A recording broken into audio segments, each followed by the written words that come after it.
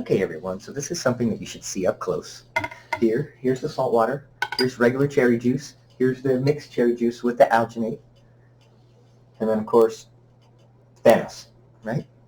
All right, let's see what it looks like. The first thing I'm going to do is show you guys that I'm not messing with you, and that if I take normal cherry juice and drop it in the salt water, nothing will happen. Not surprisingly, like cherry juice in water, like dissolves like. And it just dissolves like you would expect. Now remember, this has calcium salt. The presence of the calcium ions will interact with the alginate in this, the cherry bomb, in a way that creates a sphere immediately. As soon as it hits the water, it creates a sphere. Little spheres that look like that when you take them out, right? Now, I do think one thing that's important when you do this is try to go for consistency. When you're making a meal, people like everything to be the same.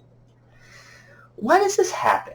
Well, remember I talked to you about the fundamental study of energy, that's physics.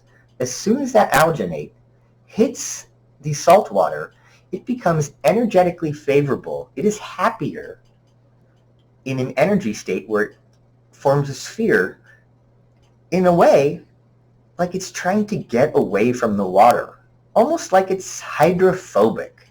That word means water hating. Some things are hydrophilic. Some things are hydrophobic. Hydrophilic means they like water. As soon as that droplet hits the water, the alginate doesn't like the salt water, forms a sphere. And then what happens next? Well, the alginate reacts with the calcium ions and forms a very thin membrane on the outside. This membrane gets formed on the outside, and then a chemical reaction takes place to solidify this little sphere so the water doesn't get in there, and you end up with just a nice little cherry bomb. Let's think about why. Does anybody wonder why some of them are floating and some of them are not floating? Why is this one floating? Well, when using an eyedropper, which you can get from any Hobby Lobby or hobby store, if there's a lot of air bubbles in the end of the tip, the cherry bomb will have air in it, and it'll end up being less dense than water, and it'll float to the top. So what does that mean about all of these at the bottom? These are properly made. They lack any air inside, and they are more dense than the salt water. Things that are more dense sink to the bottom. Just like if I put a penny in here, you all know it would sink to the bottom. Now, I want to show you one thing because I really like this. First off, these taste amazing. Trust. Burst of cherry, delicious. They do grow a little bit. Nice and hard to pop. Yummy. Now, we're going to show you how I can make this look like seaweed. So if you put the dropper in there, notice how when you slide it around quickly and you start with the tip under the water, you end up with this thing that, I don't know, looks like algae. It's gel. It's a gel. It's not really a solid. It's too close. Just too close. It's not really a solid. Hold it up. Still tastes like cherry.